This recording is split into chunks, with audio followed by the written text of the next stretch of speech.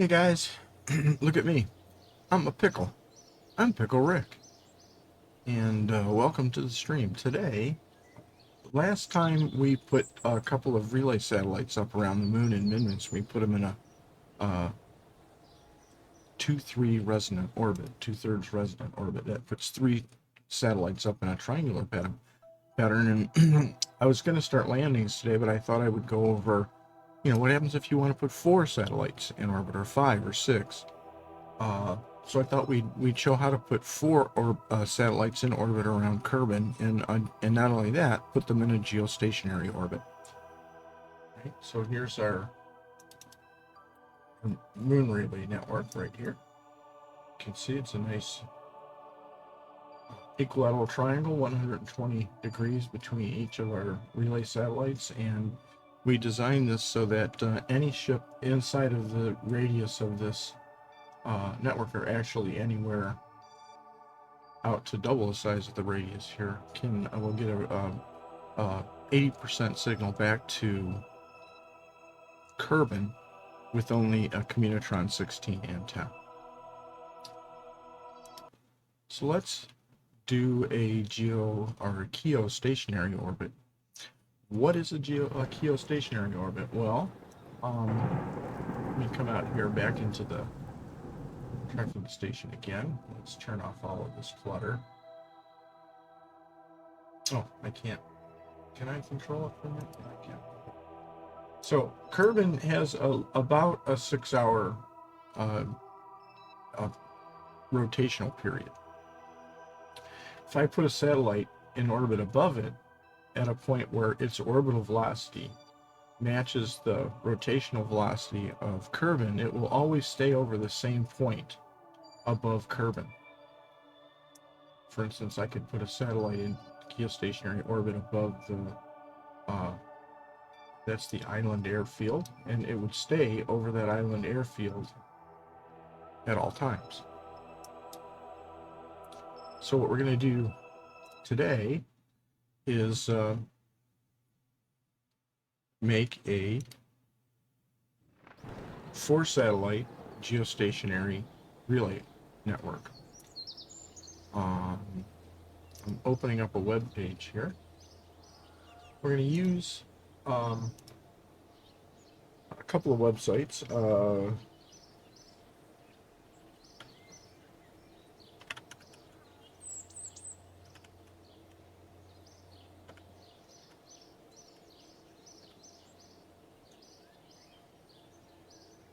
One of which is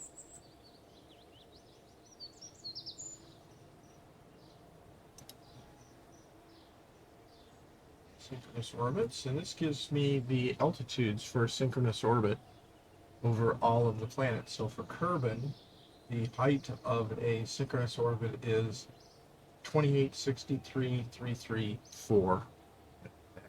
And there is another called, so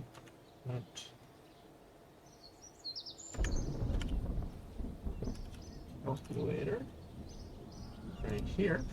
If you Google resonant orbit calculator, you'll get you get this link here. This is for a mod.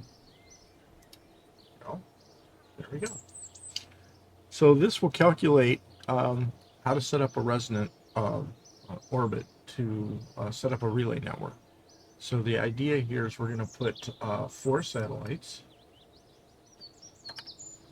and we're going to put them at an orbital altitude of the synchronous orbit height, or keostationary height, which is 286,334.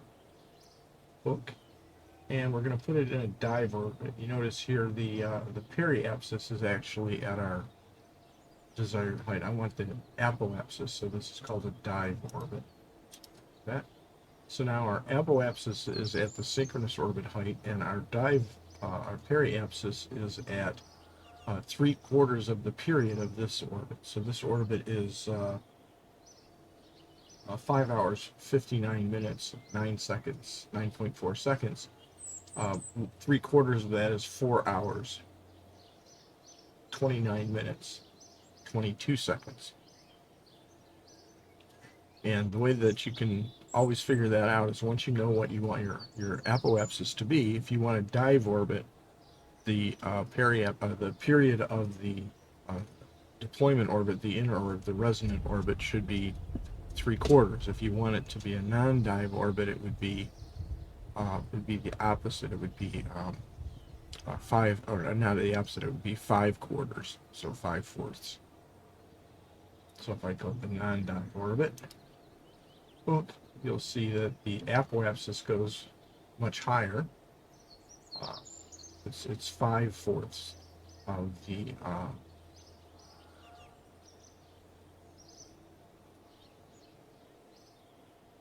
looking at it here. So the orbital period for the synchronous orbit is 5 hours, about 6 hours.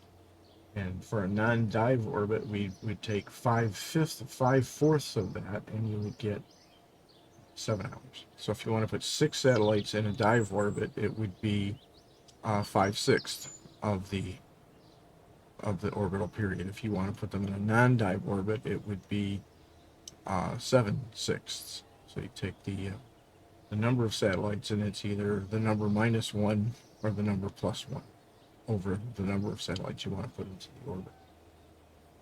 So for Kerbin, we want a dive orbit. Look.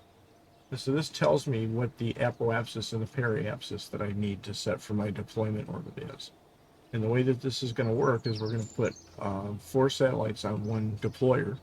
And every time the deployer gets to this point, I'm going to drop a satellite, and I'm going to circularize when that satellite gets to the apoapsis.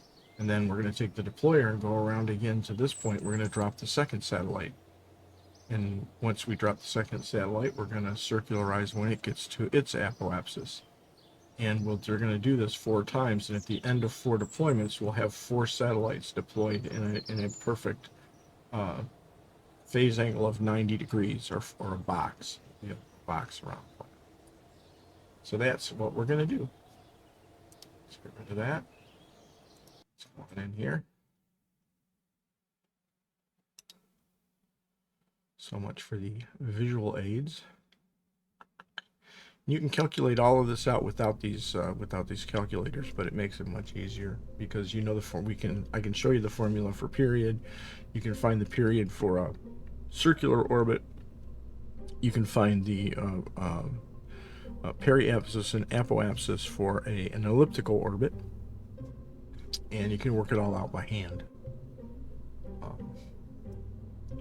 So this is the ship I'm going to build, that I built. And if I get rid of this, what I did is I took the satellite that we built in the last episode, and I created a Mark II version of it. Because the interstage nodes on the fairings, first of all, I don't like them because they're non-adjustable, and I don't like them because there's a limit. So what I did here is I want to take this satellite and I want to stack 4 of them on top of each other.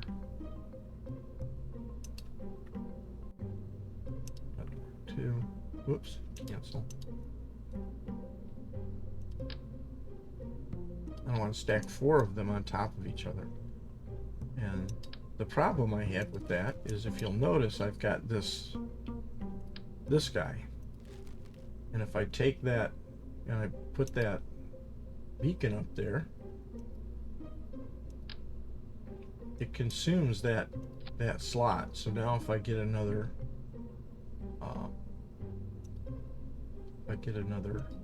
satellite, there's no place to stick it. Now I've got an editor extensions mod. You notice I don't have the little pattern down here. I have the actual number of symmetry.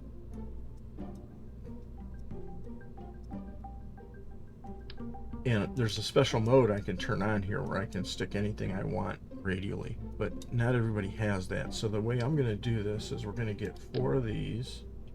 I'm going to pull them out here. And the way that I fix this problem is I took this guy, and you notice it can stick, doesn't have to go in the middle. So I stuck it there, right? and then I went up here and pressed the 2 key, and I grabbed it, and I just visually pulled it over to the center. I can use this arrow as sort of a guide. This arrow is a guide here to sort of put it in the middle. So there it is. So I just visually put it in the middle. So now I can take these and I can stick them all on. Oops. And stack them up, right? Now they're sort of going into each other. So to fix that, once again clicking the 2 key, all I did was come down here and pick each one and just pull it up to a point that makes sense, where the antennas aren't cutting through anybody, and technically these would be floating in the fairing some way on interstage nodes. Okay, so take this one, do the same thing. Let me grab it. There we go. Let me grab it. Until it's not passing through anything. I'll grab this last one. Pull it up. Okay. And then I built the ship down from that. Oh, derp. I wanted to hit load and I hit launch. They both have an L, I guess. It's okay. We get to watch it all fall over. Come on.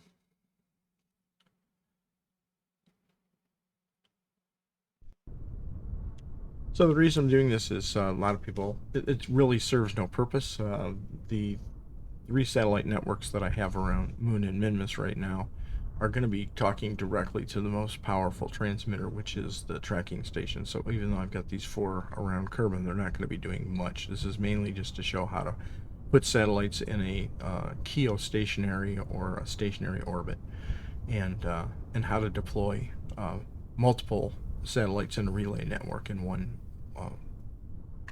off of one deployer. It's amazing how it's floating on just the tip of those antennas. That's pretty funny.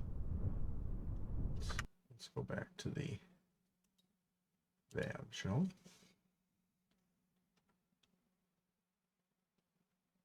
So I'll just quickly go over the ship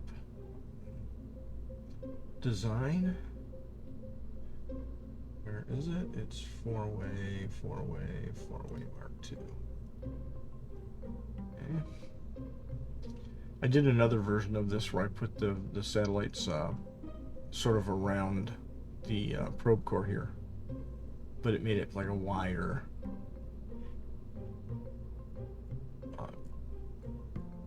fairing, and I didn't really care for it very much, so I redesigned it this way. But we've got the 4 satellites, as I've shown, sitting on top of a probe core. Then there's a fairing. We've got a reaction wheel, some batteries on both the upper part here. I don't really need those batteries because these will be sufficient up here, so I can take these off. Right? I put a comm antenna on everything. Then I put some lights. We've got 8 solar panels. We've got some positioning lights here. Green and red. And I just realized, is that right? No, that's not right. Let's fix that. Okay, so when this takes off, it's going to do a 90-degree roll. So this is going to be right, and this is going to be left. So what I like to do is come down here, grab some position lights, go to 4-way symmetry, snapping again, down to here, and we'll put these on like this. That changed to 6-way, so let's shift X, put it back to 4-way. Let's flip them around, snap them on like that. So I'm going to take this guy and I'm going to break it, remove it from symmetry, So if this is right and this is left, then this is going to be the top, and I'll make the top white. And now the one that's here is underneath this guy, so I'm going to take and come up here and press the 2 key, grab it, turn off snapping. I'm just going to pull it out. So what's on top there? That means these guys will be floating, but they're still hidden. Let's pull this out some more. Right there. So we'll take this guy and we'll remove it from symmetry and we'll make it green because this is right. And we'll make it blink, and we'll make it blink at half a second. This guy is now going to be the bottom. So I don't have a convention for it. I just make the bottom blue. Oop, doggone it. It's going to cause a problem. Remove some symmetry. Make it blue. Now I got to come over and fix this one probably. No, it's still white. Okay, and then this one should be green. And then this one is the last one. And we'll make sure it's removed from symmetry, and we'll make it red. Red. And we'll make it blink at half a second intervals as well. Okay, so that's so much for the lighting.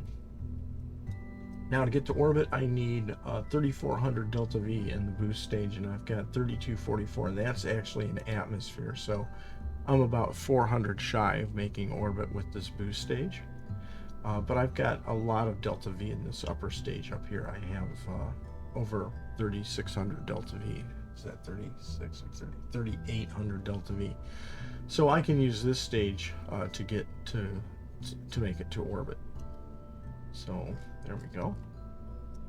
Staging is already set up correctly. I've set the weight at lift, or the thruster weight ratio at liftoff is 1.43. 1.33 is kind of where I shoot, but this is getting a little heavy, so I boosted it up a little bit. So anyway, that's our thing. We'll save it, and we'll go to the launch pad, and we'll get to orbit.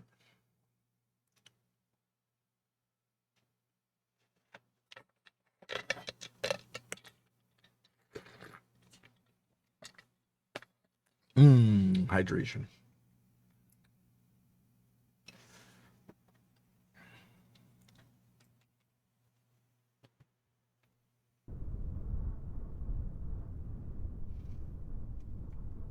Okay, so we'll hit U to turn on the lights, hit T to go to turn on SAS, Z to go full thrust, V to make sure that our camera's in free.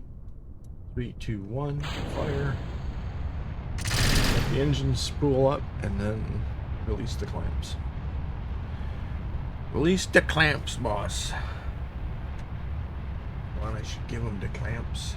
It gets to 25 meters per second. I'll start my roll. Now this is a probe course, so it really doesn't matter, but I don't like astronauts going up to orbit on their sides, so I always do a 90-degree roll program.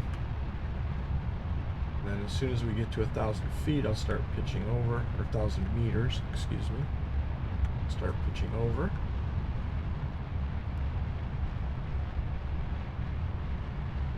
Now when you get between this light blue and medium blue right here, this is the area of maximum dynamic pressure.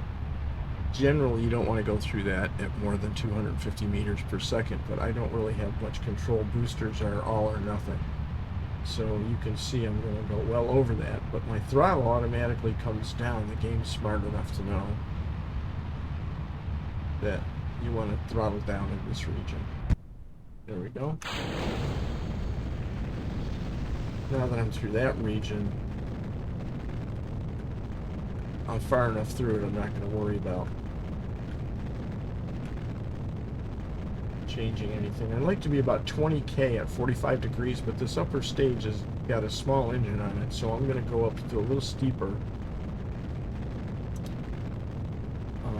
I want to try to get to above 70K before I've got to kick this engine in. And I'm going all the way up to the geostationary orbit height anyway, so it doesn't matter if I go up a little steeper approach.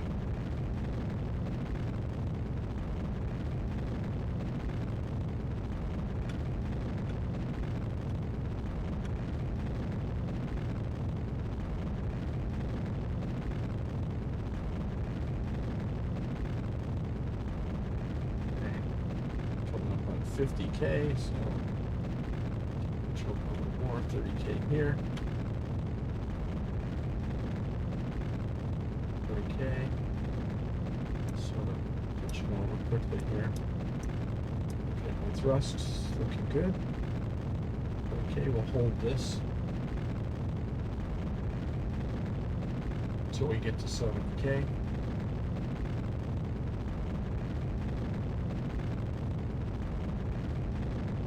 Basically, orbital velocity is about 2,300 meters per second, so as this gets closer and closer to 2,300 meters per second, you'll see the apoapsis will start rising very quickly.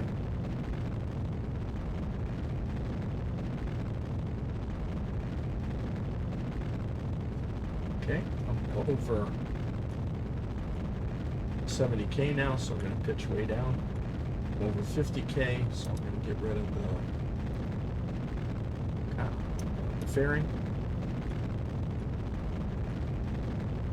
Coming up on MECO.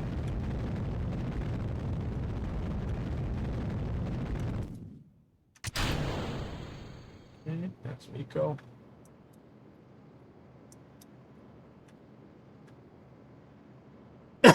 Now we're pushing this apoapsis up to 2863.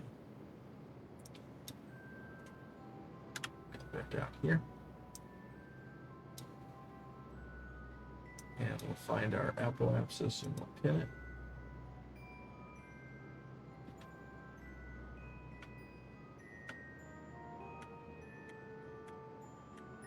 Pushing down towards the horizon.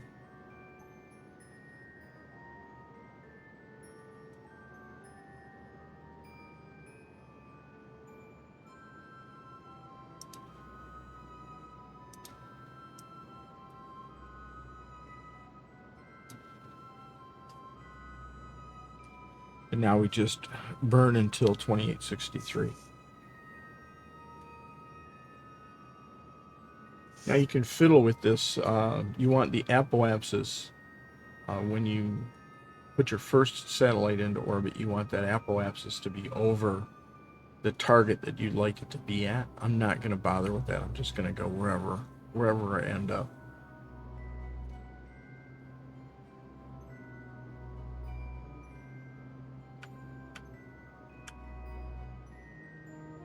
The purpose of this is just to show how to set up a resonant orbit to deploy satellites in whatever kind of pattern you want, and how to set up a stationary orbit.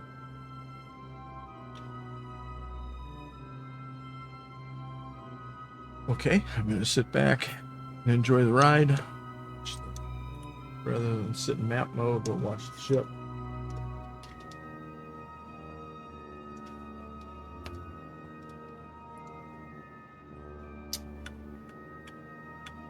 And we're not going to be concerned about getting it to exactly 2863,334.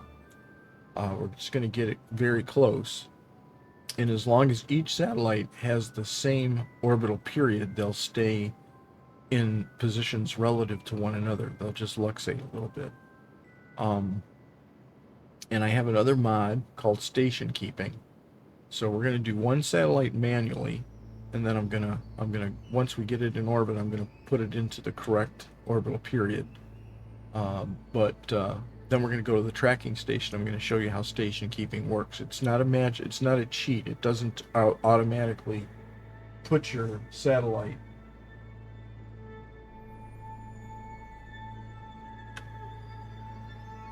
it doesn't just magically put your satellite in the right position. It actually needs fuel. It either has to have RCS fuel, or it has to have actual monopropellant, or not monopropellant. It has to have something to that the engine that's on it can use, oxidizer and methane or something. Okay. And what's nice about it is you can set exact period that you want, and then you can set all the satellites to exactly that period, and it will automatically do that for you. I got the hiccups now. Okay, coming up on 1,000 meters. Put you way up here.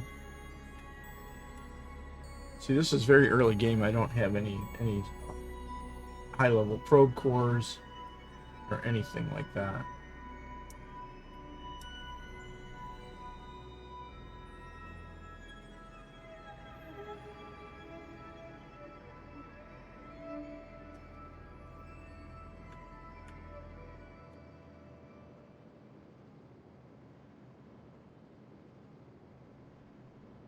Okay, 2021, 2, 3, 4, 5, 7. Okay. So now I'm just going to tap this and get this to 2863.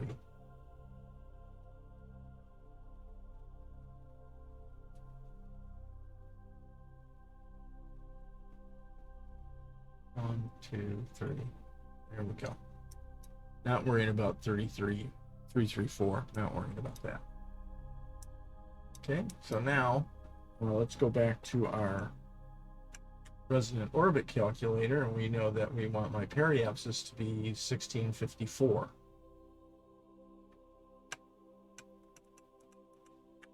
So I'm going to come out here. I'm going to make a maneuver node up here. And I'm going to make my periapsis, pin it by right-clicking on it, 1654.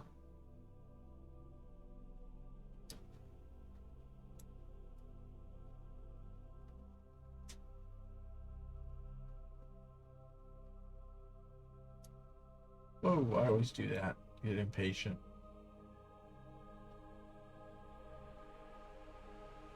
Whoops. There we go, 1654. Not going to worry about the hundreds. That's going to get me close. Okay. So let's turn to the node. So the maneuver node, you'll notice my nav ball's got different colors and my markers are different colors. I've got two mods. One changes the nav ball pattern and the other changes the markers. I'm colorblind and I can't see that. The color selection they made it drives me crazy. I could never see any of these. The pink markers were totally invisible to me. So I got this mod, and that's how I control these. So there we go. Let's warp to the maneuver node.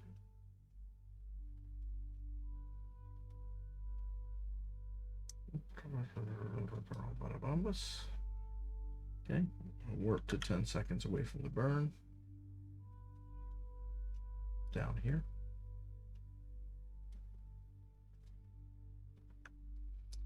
Okay, make sure one last time we're on the node. 5 seconds from the burn.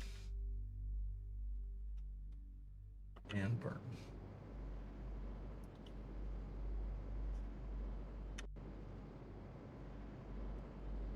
Nothing exciting to see here. Just burning, burning, burning.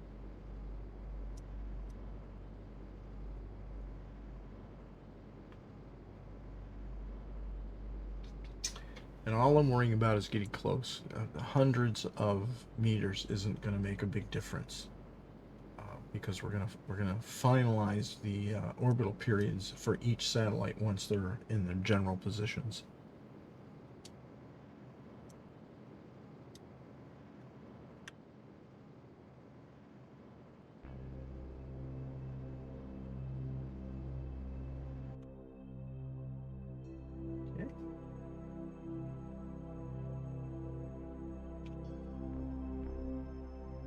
That's good enough.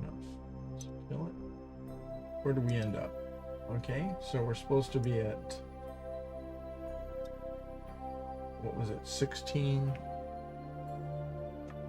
Wow, my memory's going to hell. 1654, okay.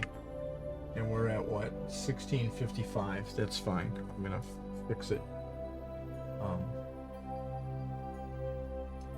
Well, I could fix it by doing this. Let's thrust limit this way down.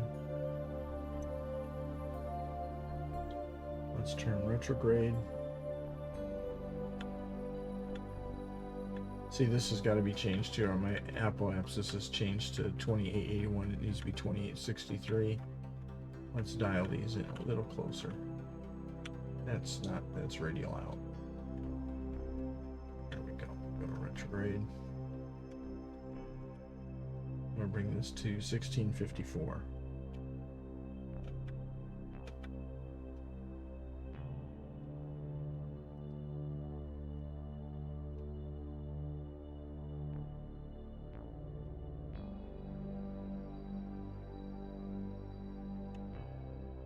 And as long as it's able to be controlled, 1654, 504.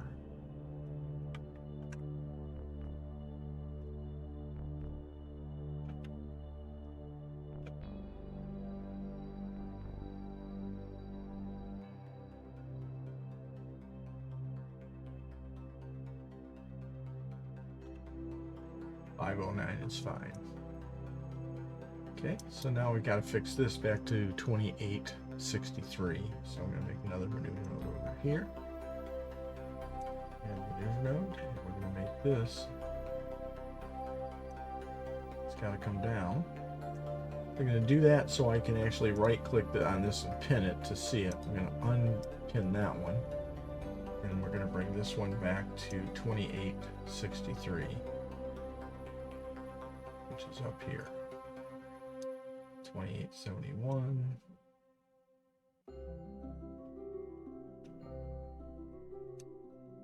$28.63, good enough. So let's turn to the node. Remember, I thrust limited this, so let's fix that. Down. Turn to the node. Follow the arrow to the node.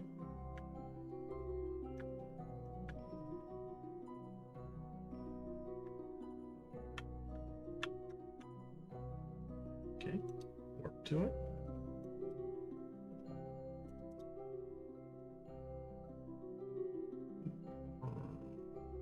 Oops.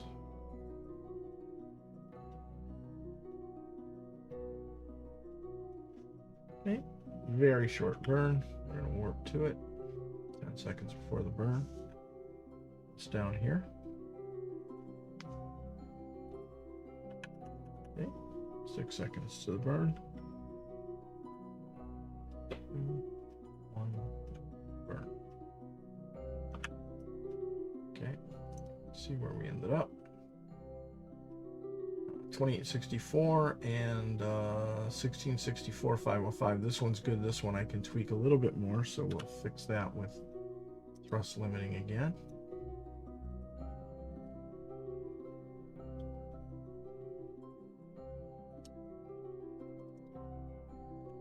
Here, where do we end up? 2863, 334 is what we're looking for. So 26, so M retrograde, that's already correct.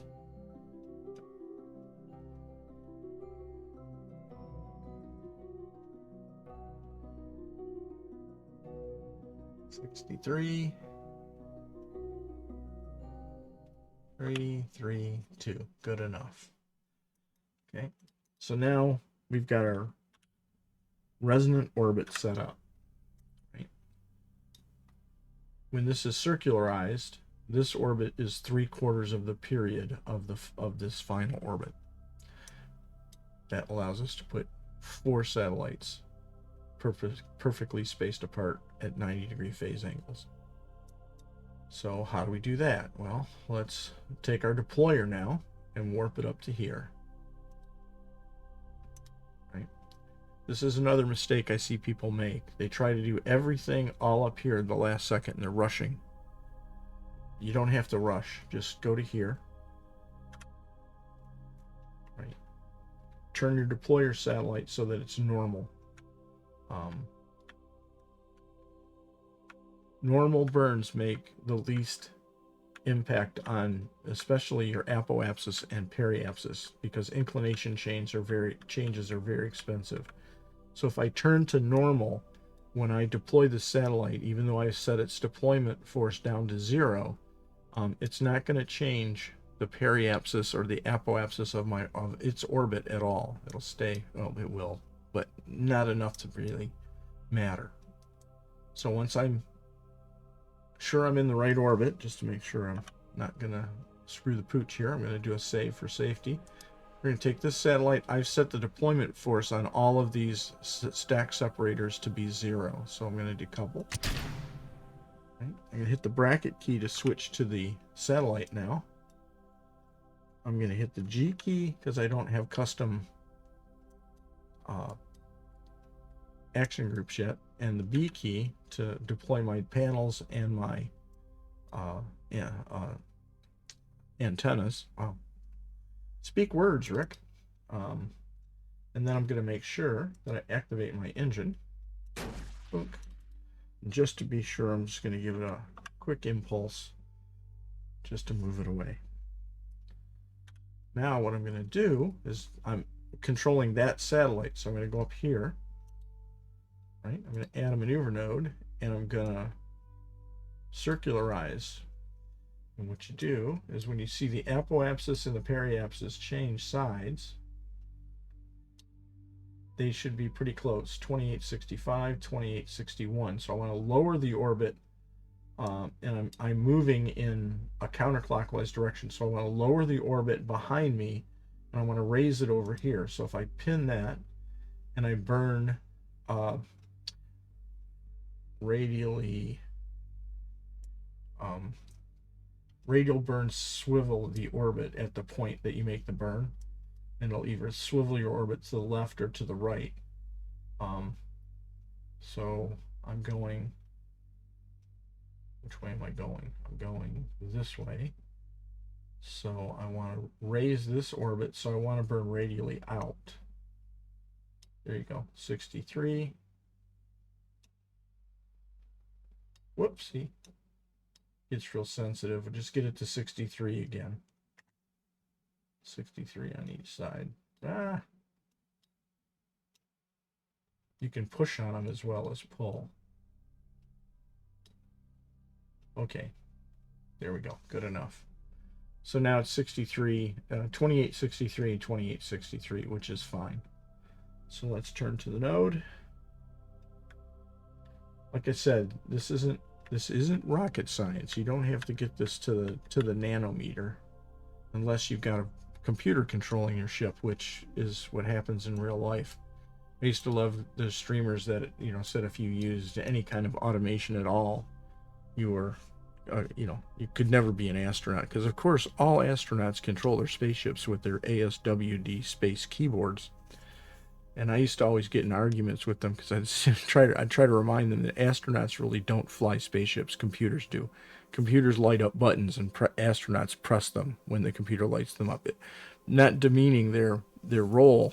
They are there in case something goes wrong with the computer. They can step in and try to do things manually. But for the most part, computers control spaceships. And just to make my point, drive my point home, and particularly drive those people crazy, I actually did an entire playthrough where I used Kerbal operating system and never really controlled anything. I just pressed a button, ran a program, press a button, boop, and it did everything automated. Because I'm a retired aerospace engineer. I wrote guidance and control code for almost 40 years. I retired 2 years ago.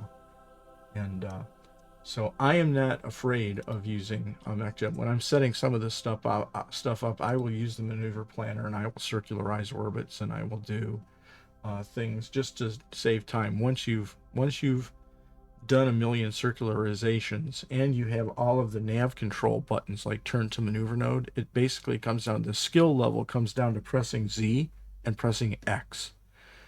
Wow, that's really challenging. And after doing that about a bazillion times, it gets tiring to press Z and then press X. So, and if you'll notice, I'm yakking here on purpose because I've got lots of time to get up here and make this burn. And so that's why I do it way out here. I've got lots of time to talk, to think. It's not a last minute deal. Just one more thing on MechJeb. It's actually a good learning tool if you don't know how to circularize an orbit, or if you don't know how to do a rendezvous. You can see how MechJeb does it, and then watch how it does it, and then try to duplicate it. So it's a good teaching tool. I don't say use it as a crutch, but it's not a bad thing to use just to kind of learn how to do it properly, because a lot of people aren't already experts in orbital mechanics, and that can teach you kind of how the process that it goes through. So, okay, with that said, let's turn to, I've already turned to the maneuver node. Yes, so let's warp to the burn.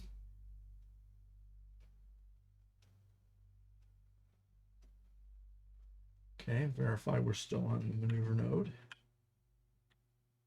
55 seconds to the burn. We'll warp up to 10 seconds. It's going to be a 31-second burn. 10 seconds from the burn.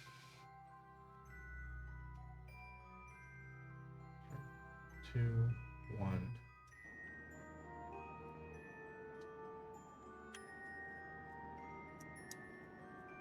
It's burning. That's about here.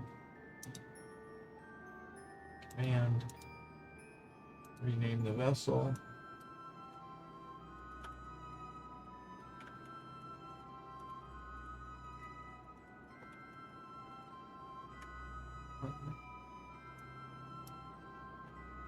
Copy it, accept it, stop the burn before we go over.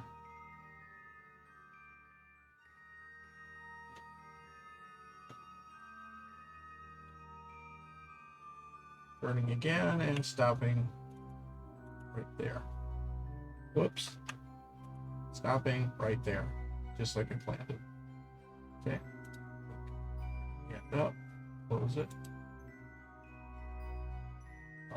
2856. We want 2863. So just burn a little more.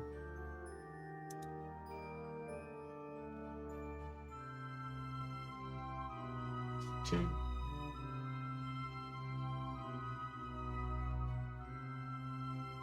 We're going to stop there because this is probably getting way too high.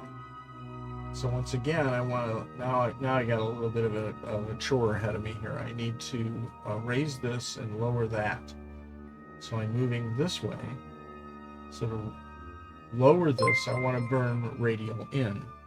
Hey, I didn't even know I had anybody in the channel. Thanks for following. Welcome aboard. Let's burn radial in. Let's fix this. So I'm going to turn radial in. Point towards the ground, that's your radial in.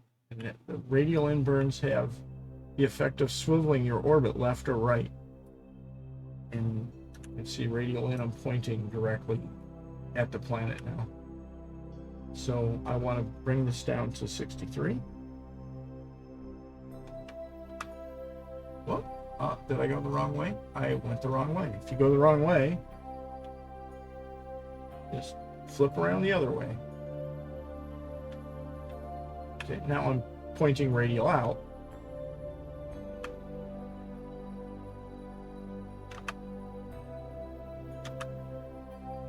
There we go. So this will have to be fixed a little bit. But we're going to leave these where they are for now. They're close enough. 2863 is where we want to end up. So I'll have to fix this a little tiny bit by making a prograde burn at the apoapsis to fix that. But not a problem. So now what we do is that satellite's in orbit. What I'd like to do is, oh, it's already pointing radial out. I like to point it radial out. It doesn't really matter. It's just a, hey, it's going good. It's going great. I'm doing a just a tutorial on how to set up a stationary orbit, and also do a relay, deploy satellites in one launch. using a resonant orbit. So we're setting up 4 satellites sort of in a box pattern. In the stream I did before, I set up relay networks around Mun and Minmus. Oh, I started the game before. I must have set those. Oh no. Oh, oh no, I didn't. Okay, good. If I go out to here. Right. So in the previous episode, I showed how to set up a deployer with 3 satellites and set them up in this equilateral triangle, and also set it up with the correct antennas so that anything inside of the sphere of these satellites will have an 80% connection strength back to the KSC. So I was going to start doing landings, and I thought, well, what if you want to put 4 satellites up in a pattern, or 5 or 6 or 7? Basically, you take the orbital period, which you can calculate. There's programs to do this. Let me see if I can pull one. So you can go to a calculator, and it'll automatically tell you, if you tell it the body you want to put the satellites around, how many satellites you want to put around it, whether you want to do a dive orbit or a non-dive orbit. In general, if you want to put 4 satellites, the denominator is the thing. So if I want to be in a dive orbit, it would be this orbit here, the inner orbit, the resonant orbit, would be 3/4 of the period of the final orbit.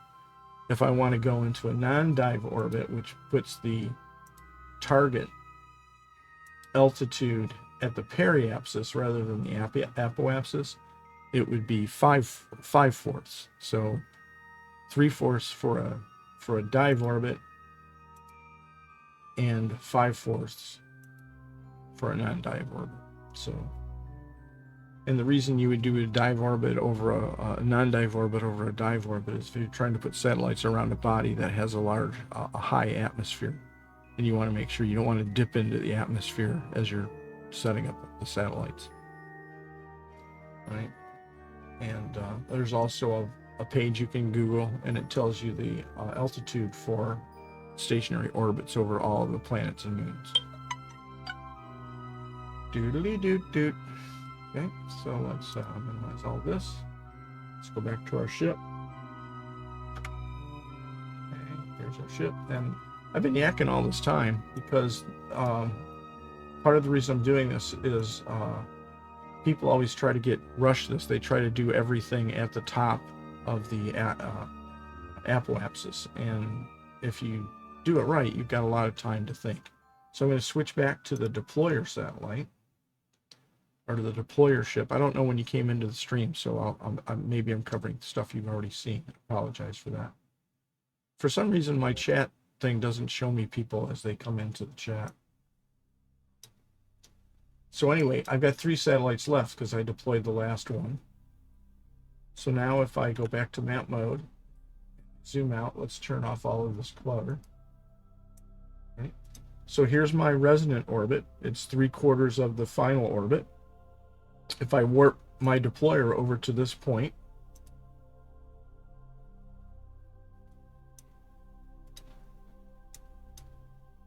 I've got the first satellite already in orbit. Here it is. It's going to be up here 3/4 of the way by the time I drop the next satellite. I'll go back to my deployer. And we'll make sure that we're normal. You want to deploy your satellites facing in the normal direction, because inclination changes will make the smallest change in your periapsis and your apoapsis. So I don't want to change this resonant orbit that I've set up. So I'll take this guy and deploy him. Decouple. Bunk. Hit the bracket key to switch to the ship. Right, I'll activate its engine. And just give it a small impulse to push it away. You want to set the decouple force on your separators to 0 so you don't go blasting your satellite out and changing its orbit. You want it to stay pretty close to the orbit of the deployer. I'll hit the G key and the B key to activate the antennas and the panels. Now I'm controlling this ship, so I'll take it, and the first thing I'll do is I'll rename it to Keostationary Kerbin Relay Set, and this is going to be number 2. Accept that. Now all that's left to do is I'll put a maneuver node up here, add maneuver node, and we'll circularize when we get to there. And when the AP and the PE switch sides, that's generally when you're circularized, like right there. And I'm not going to bother dinking with these. I'm just going to put them wherever they end up. This is going to be close enough. This is 2849. It should be 2863. This is 2896. Well, maybe we will fix those. Let's see what happens if I burn in. Okay, wrong way. Radial in. We want 2863. Whoa. No, I did go the wrong way. Doggone it.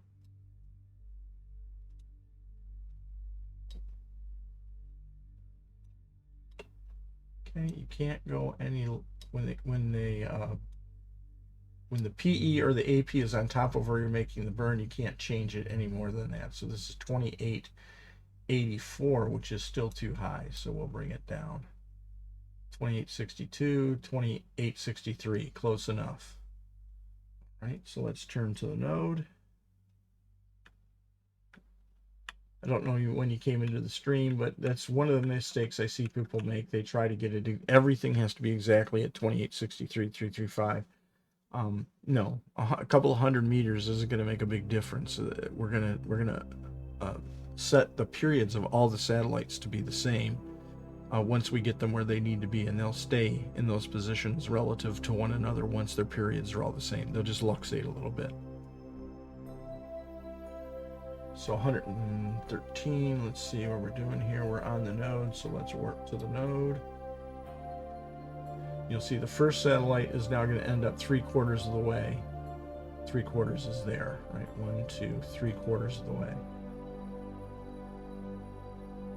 Make sure I'm on that node. Let's warp to the burn. 10 seconds before the burn.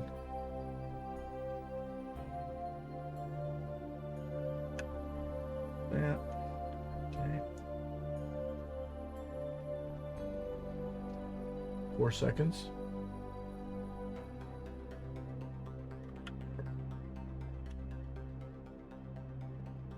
Here, we're making our burn. Can we still see? Can we see our deployer anymore? We should be. We started our burn close to him, but as soon as there he is, back behind us there. Burning away from him. Leaving stack separators floating in orbit, but what can you do?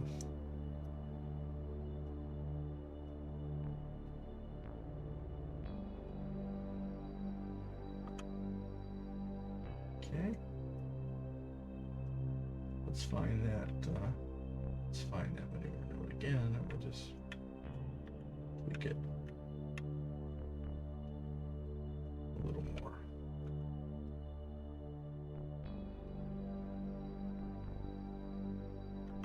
There we go. Hey, wow, it's a record.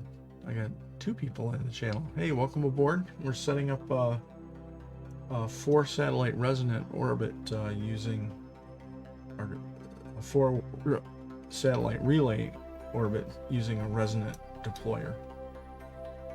So, and we've just dropped the second satellite. And I'm going to put it up here. I just like to leave them pointing at the planet when they're in position. So we got, you're just in time. We got 2 satellites left. So I'm going to switch back to the deployer.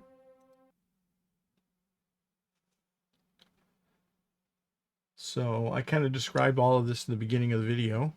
There's a website you can go to calculate your apoapsis and periapsis for any number of satellites that you want to put in orbit. And the other purpose of this video is to demonstrate putting satellites up into a geosynchronous or a keosynchronous orbit, which basically the satellite will match the orbital period of the planet, so it will always stay over one point over the planet. So we're back to our deployer again, maintaining, making sure we're pointing normal, which will change inclination, but very little, and won't change my apoapsis and my periapsis, which is important. I don't want to change the resonant orbit, period. So now we'll go back to the map mode, and we just dropped the second satellite. So now I'm going to take the deployer on this resonant orbit. I'm going to come back over to this point. Right. And now you'll see there's the first satellite I dropped is here. The second one I dropped is there. Right. When I go to drop the third satellite, this one will be here, this one will be here, and the third satellite will be there. And you'll see I'm starting to get that 90-degree box pattern. Right, so now I come back to the deployer. We deploy the next satellite.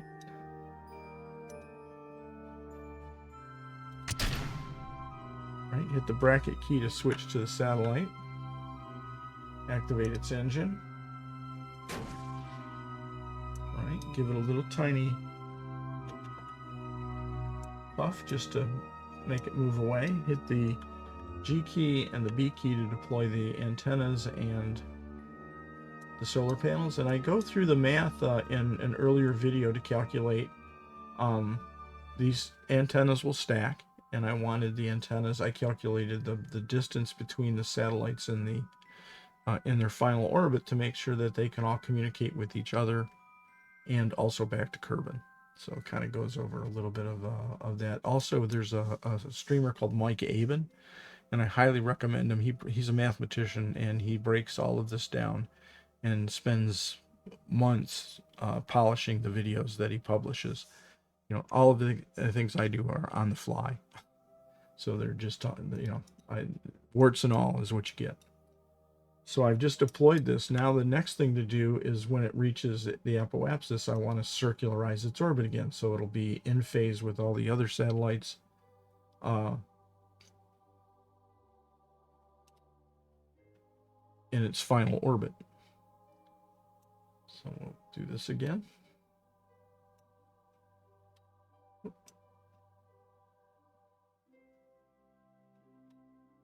Okay, when they start to switch sides, let's see where we ended up. 28, 44. So I want to lower the orbit.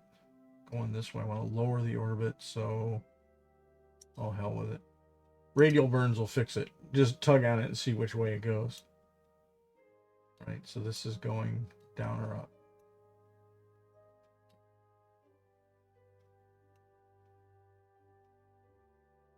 Right, I want this to be 63. Whoop, there they go. They flip sides again. 60. This is now too far the other way, so bring it back this way. So I'm with these radial burns, I'm swiveling the orbit left and right. That's what radial burns do. And I'm just trying to get these down to, let's take this guy. Whoop, bring him up to, can't really do much more than if you get either the AP or the PE at the point you're making the burn. So now I can see here I'm at 2868, so I got to do a little bit of a, there we go, 2863, and then this one's 2863, close enough. So let's make that burn. Turn to the maneuver node.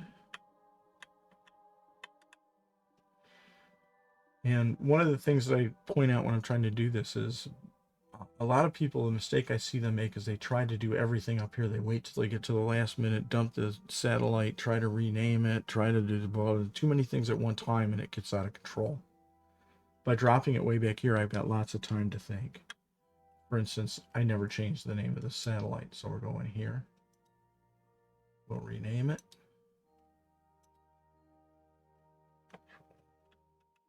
And this is going to be satellite number 3. Keostationary Kerbin satellite, relay satellite 3. Save it. Okay. And go back to here. Now we got to go, we're pointing to the node. Okay, so warp up to the burn. It's going to be a 31-second burn. This all gets easier as you get more sophisticated probe, of course, where you have more control. You can automatically point to the maneuver node rather than having to do it manually. Let's warp up 10 seconds before the burn.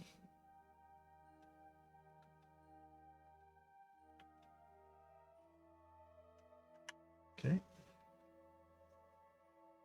1 and burn. And burn. Started the burn a little late. It's okay.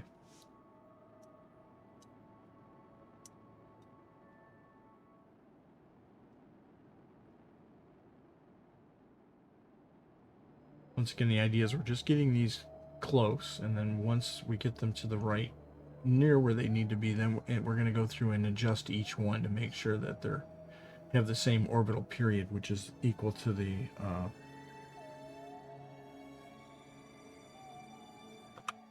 geostationary.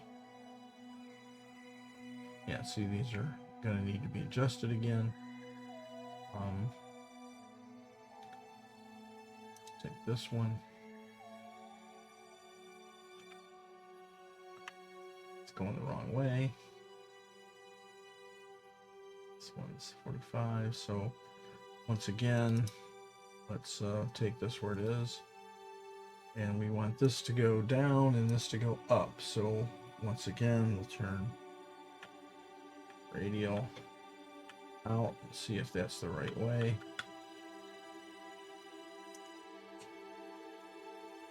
So if this starts to go down, it's the right way. And it is. Get this to 63. See, by burning radial out, I'm raising the orbit on this side and I'm lowering the orbit on this side. But I can see I've got to raise this guy a little bit too. And we'll do that when we adjust everybody else. So we're close. We just want to get them close, and then we'll make them exact afterwards. So let's go back to our deployer sat, and we'll put the last satellite in orbit. Switch back to him.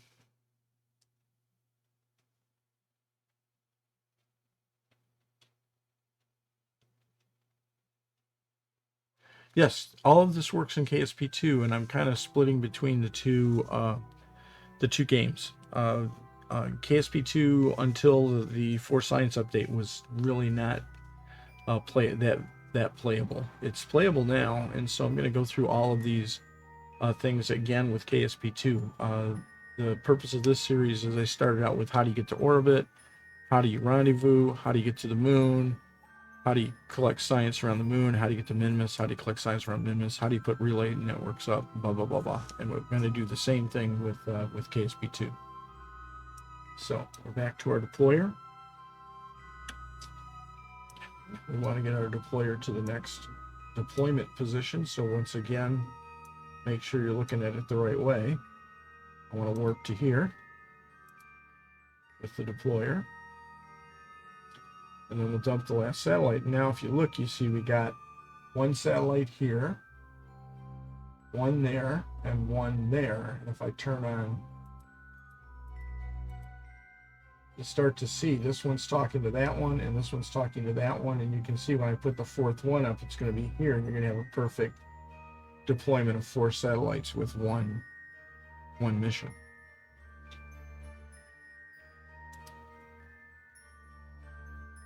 So back to the deployer, make sure we're still normal.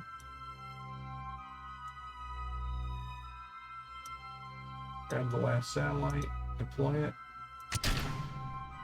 Bracket key to switch to the satellite, activate its engine.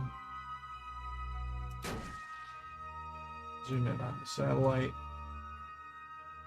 I don't have custom action groups yet, so I bound G to the panels and brakes to the antennas. This is the last satellite, so we'll rename it correctly. This is satellite geosynchronous satellite 4. Accept it. Gonna just give it a slight press of the shift button to just pull it away from the deployer.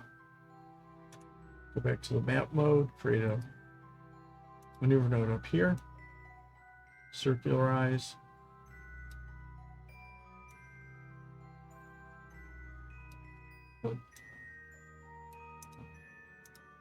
sometimes.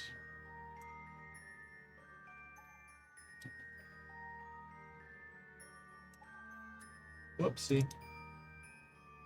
The AP and the PE will swap. Come on. And I just overcooked it a little bit. Sensitive. There we go. When you get on the opposite sides, they're close. 2860, 2866. So once again, I gotta raise it on this side, lower it on that side. I burn radial in.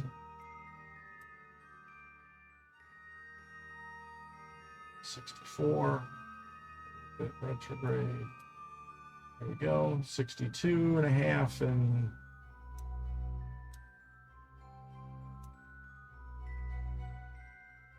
oh, derba. That was a dumb thumb there. Sorry about that.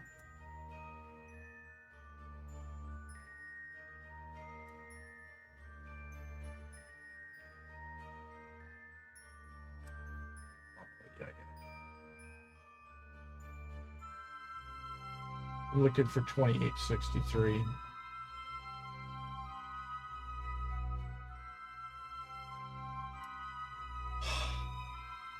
I hate when I'm trying to tug it out and it like wants to switch back to the wrong way.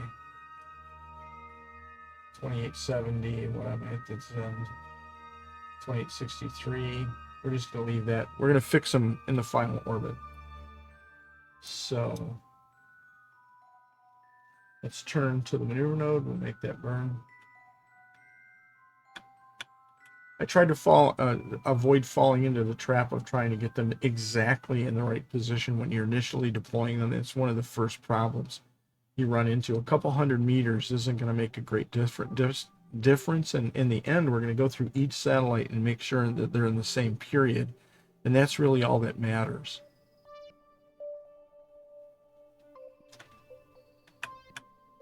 So I'm on the maneuver node. Let's make that last burn.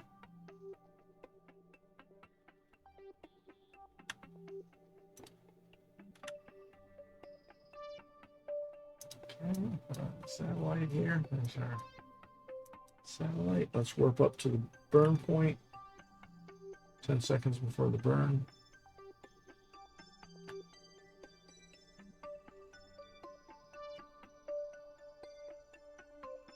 Okay.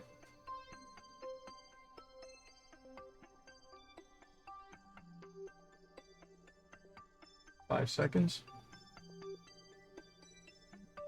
Down here. Burn.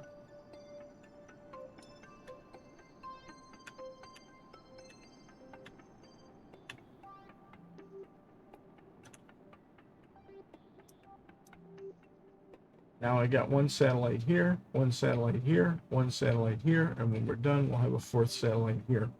So we'll be in a perfect 90-degree phase separation between 4 satellites in one launch.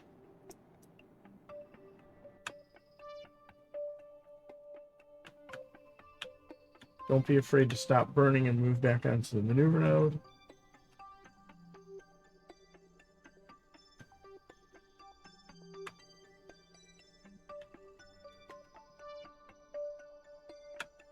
When they swap sides, stop burning. There we are, 2863, 2862 and change. So now we've got 4 satellites. I'll turn on, oops, ComNet. You can see now we've got 4 satellites distributed in a perfect box pattern. And not only that, but they're close to a geosynchronous orbit, which means they'll stay over the same point. This will stay over the same point over Kerbin.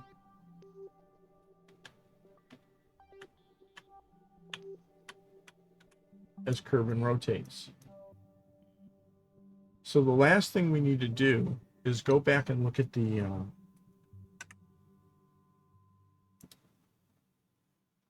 resonant orbit calculator. We want the apoapsis to be 2863,334 and the periapsis to be 1064,504. So we're going to go through and we're going to adjust each of the 4 satellites to get them as close to that as possible, and then there'll be one last adjustment where we're going to put them at the same orbital period.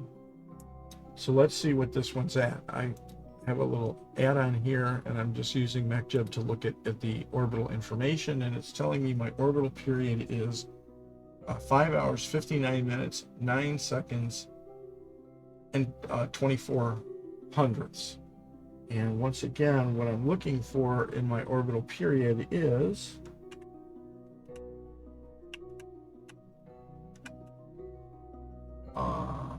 where did it go?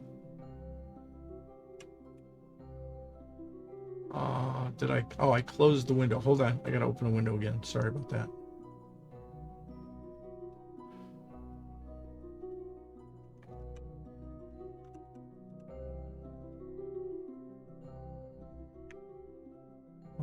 One second. Having a brain fart here.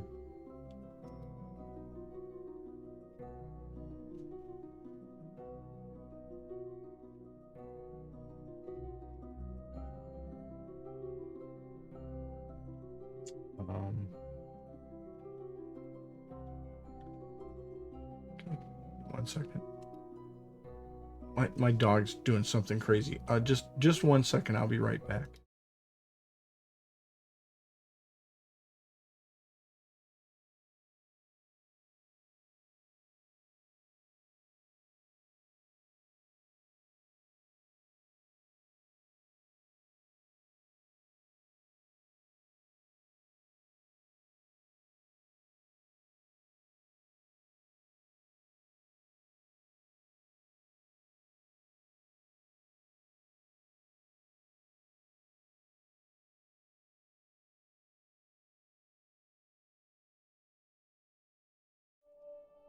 Okay, I'm back. I was getting my dog was going crazy, but we're over Kerbin. We've got 4 satellites, and we are doing a dive orbit, and we're at 2863. Geosynchronous orbit is 334. Look. So what I'm looking at here is I want to look at my I want the period to be 5 hours, 59 minutes, 9 seconds, 9.4 seconds. So I go back into our satellite here, we're at 5:59, 9:24. That's close enough. So this guy's already in the right period, so I'm not going to worry about him. Okay, so we're going to switch to, that was 4. That was the last one we put in orbit, so let's go to 3.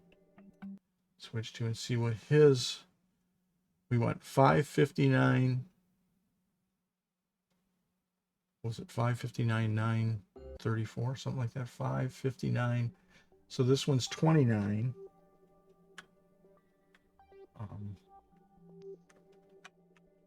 Once again,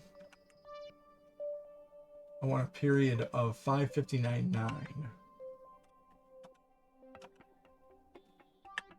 What 5:59.9? So this is over.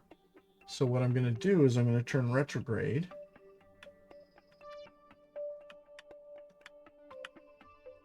Come out here, and I'm going to pick this engine, and I'm going to thrust limit it way down.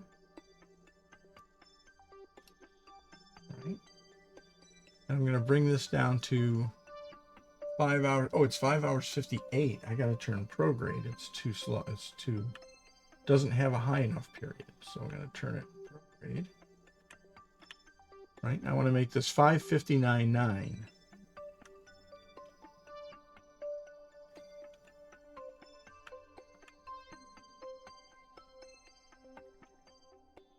There we go. Can't have the mouse over the thing there. So I got this way thrust limited. So 5:59.9 is what we're going for.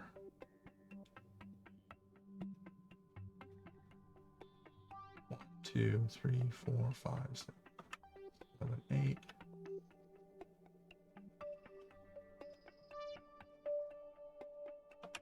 9. There we go. And it was, remember, it was 5:59.94. So this one's even closer. Okay, so that's 3. So let's go to 4. This one was 3. This one's got to be 4. Switch 2. So once they're within, you know, a couple hundredths of a second of one another, they're not gonna migrate out of position. They'll stay in relative positions. So this one, what is it at? It's 559.4. So it's already where it needs to be. 559.4. So don't have to do anything with this one. Go to, so we did what we did 4, 3, 2, and 1. Switch to 1. See what it's at.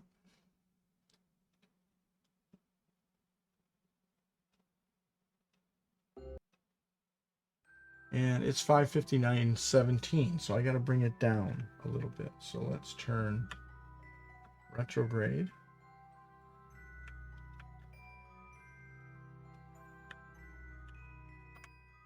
We're going to turn retrograde.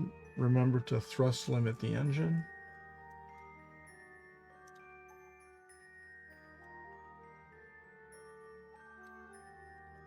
That's enough. Make sure I'm not on this guy. 559.9 is what I'm shooting for. There's 15, 14, 13, 12, 11, 10, 9. And it's 9.4, so I could even get it closer to 9.4. Oops.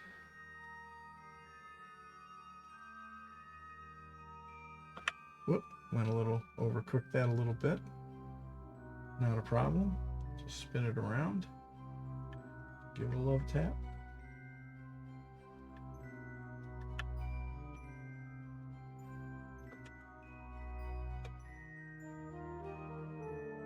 There we go.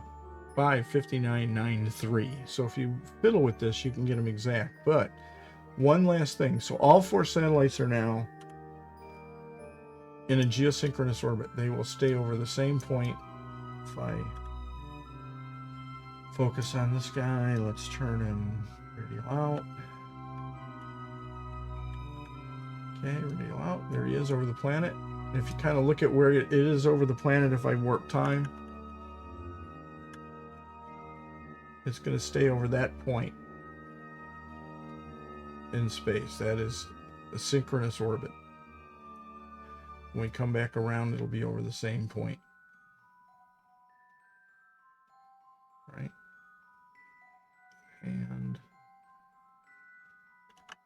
there we are. We were over this area right here. So we're basically staying in position. If I come out and look at all of them from the top,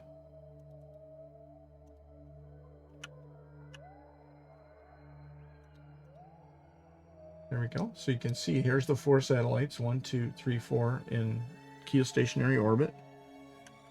And if I warp time, you'll see they'll stay in exactly the same positions. And this is even better. You can see they're staying right over the same point of the planet. This one's staying over the KSC. This one's staying over here, and they're all staying the same distance away from each other. So that is how to set up a resonant orbit, a 4 satellite resonant orbit, and how to set up a geostationary orbit. If I come back out here, what I did in the previous episode was I set up I did the same thing with one deployer, one mission. I deployed the 3 relay satellites around Moon and Minmus, and I set up the antennas so that any ship inside of this radius with just a Communitron 16 can get an 80% connection back to the KSC. So I talked a little bit about what antennas I put on here, and the whole idea I designed this was if you're in the early program, so you don't have a lot of technology yet. So if I go back to the Space Center,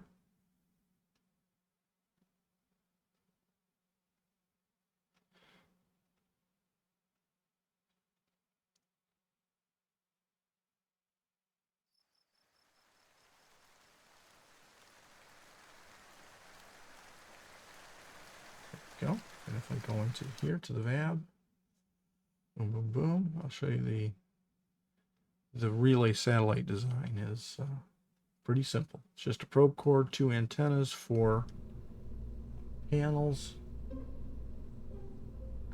I got it set up as a subassembly. 2. So there's each of the relay satellites. Very straightforward. It's just an Oscar B tank, the smallest sprinkle, sparkle, whatever engine. 2 HD5s. One HD5 would only have a maximum range between 2 of these satellites of about 280 kilometers. The radius of the moon is 200 kilometers, so this would be very close to, if they drifted out of position any, they could actually get below the horizon and not see one another. So if I put 2 of these antennas, I raise the distance that these 2 satellites can be apart to over 500 kilometers. So now I can put the satellite up in a higher orbit to make sure that it doesn't go below the horizon. What I mean by that is, if I show the minimum, it's not it. Where's this line of sight? There you go. So here's the satellites we just set up, right? And there's another button here somewhere, I thought.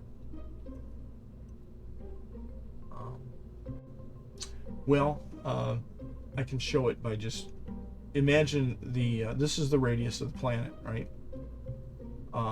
The lowest you can have a satellite in any kind of a resonant orbit where they can see each other, or relay orbit, is 2 times the radius. And if you think about it, if I had 4 of these, they would just be touching the planet at all 4 positions. So you can imagine if one gets a little bit out of whack, it's gonna be occluded. So these are high enough above Kerbin that they're never gonna, their line of sight's never gonna be out of line of sight of one another.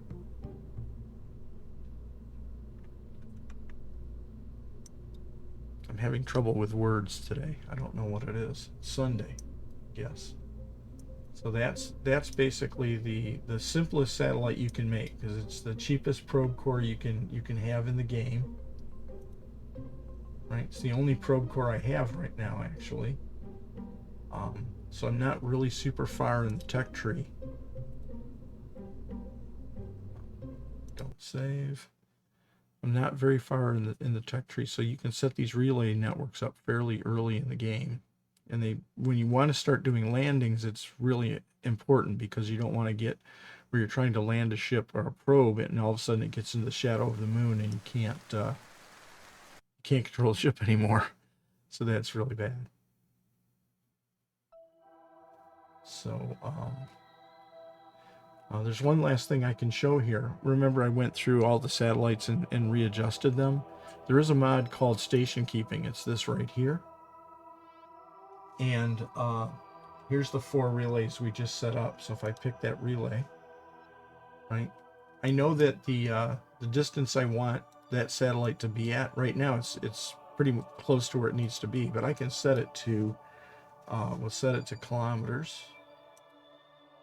Set this to 2863334. 0.334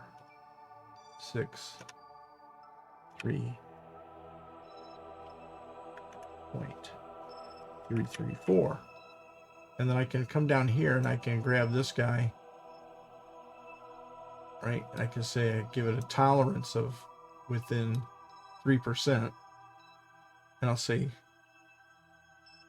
set the semi-major axis. So it's not a cheat. The satellite has to have fuel, either electrical fuel for ion engine, or RCS for an RCS engine, or whatever fuel you have for your other engine you might have on there, like methyl and oxygen. And it consumes the fuel and burns it, but it puts the satellite at exactly this point.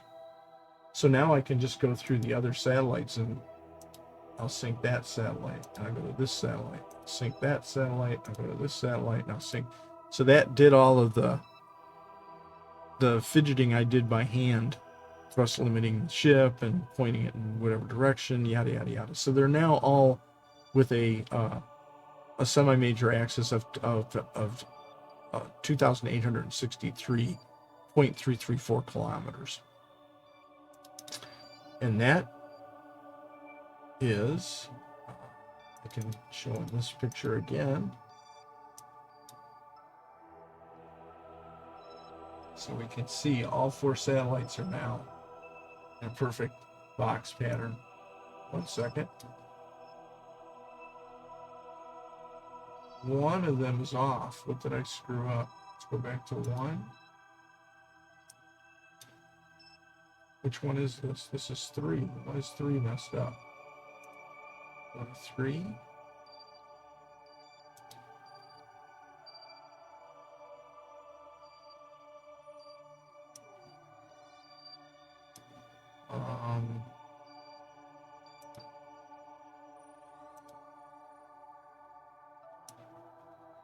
Oh no, there it is.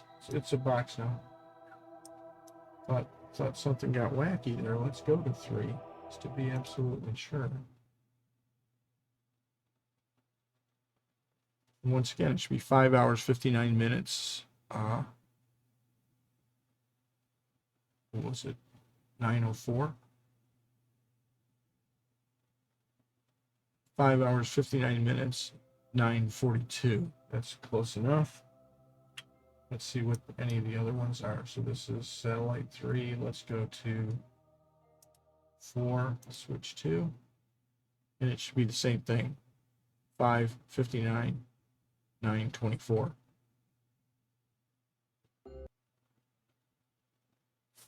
5:59, 9:43. That's interesting. It is off a little bit. Let's go to 1. See what it is.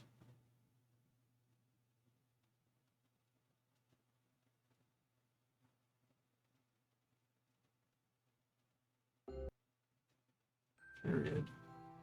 5:59, 9:42. So it looks like 3 of them are in sync and one of them is not. Might be a bug with station keeping, but for the most part, that a couple hundredths of a second is gonna not cause the satellites to drift. These things will stay in position for tens of years before they need to be adjusted again. And in real life satellites, they have to be periodically readjusted, and then when they finally are getting low on fuel, they're generally moved up to a junk orbit and scrapped, or they're deorbited. Okay, so that was the idea of the stream today: how to set up a 4 satellite relay network, and they're evenly spaced. A 4 satellite relay network, and how to set up a geosynchronous orbit. I think I'm gonna, what am I at here now? I'm at about an hour and a half. I think I'm gonna take a break, and thanks for everybody who followed and for hanging out with me. Pickle Rick, I'm Pickle Rick. And until the next one, I think the next stream I'm going to start doing landings. So we're going to start landing and getting science again to increase our tech tree, which right now is looking like, I'll show you where we are in the tech tree.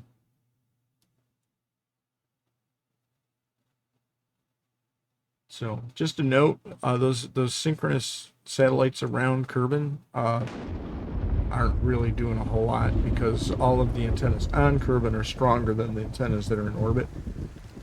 And if you notice, when I was in a tracking station, everything is talking back to Kerbin and not really talking to those relay satellites. So once again, this was just an exercise to show how to set up a synchronous orbit and how to set up a 4 relay network. So now you have, between the last video and this one, you know how to set up a 3 satellite network, a 4 satellite, and a 5, 6, 7, 8, any number that you want to put around a planet. And then here I am in the tech tree. So basically in the tech tree, I'm only up to the 1st, 2nd, 3rd, 4th, 5th tier in the tech tree. I got a couple opened in the 5th tier. So Okay, so I think with that, I'm going to call the stream here, and I'll catch you guys all again in another stream. Until then, stay cool.